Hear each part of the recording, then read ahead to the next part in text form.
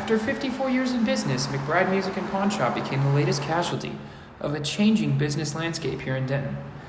They followed yet another Denton Square staple when McNeil's Appliance ended their 58-year run just 2 weeks earlier. While businesses of all sizes face economic challenges daily, the family-owned and locally owned entities that have played such a meaningful role in the very culture of building Denton into what it is today are becoming increasingly vulnerable. I think when people talk about like the market and like how the economy is doing, it's really just like what people are willing to pay.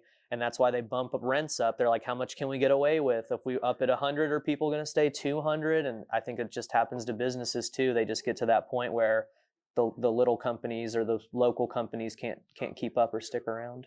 Taxes are high, rent's going to be high, and I think that's the biggest thing that smaller business owners are struggling with.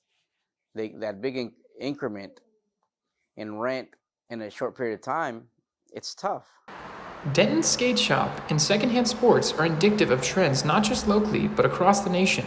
As new construction fails to meet demand, property rents are guaranteed to continue to rise. Bigger corporations are coming to town. They have more money. They can stay open longer. And they're more well-known, so people see their name more often, so people tend to go there. Probably online retailing as well, and just supply chain prices versus, with overhead costs versus online sales where there isn't that aspect to consider. With the number of local businesses closing on the rise and being replaced by big box stores, many, including the business owners themselves, fear Denton will lose the unique qualities that separated it from the rest of the Dallas-Fort Worth Metroplex. We asked if there was more the city can do to protect some of its most valuable connections to its past. While there was a unanimous belief the city can and should do more, determining just what those things are was the problem.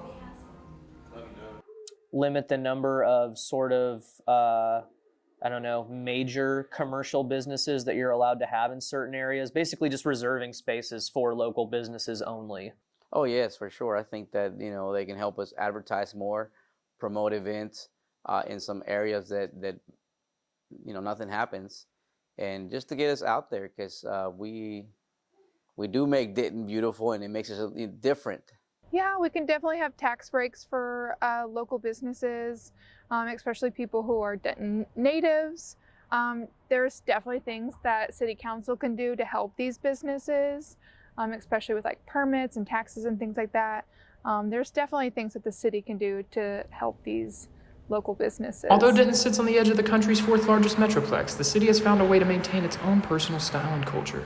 Being home to 2 universities, a thriving music scene, world-class museums, and a number of film and music festivals, Denton has consistently invested in its future by never losing sight of its past.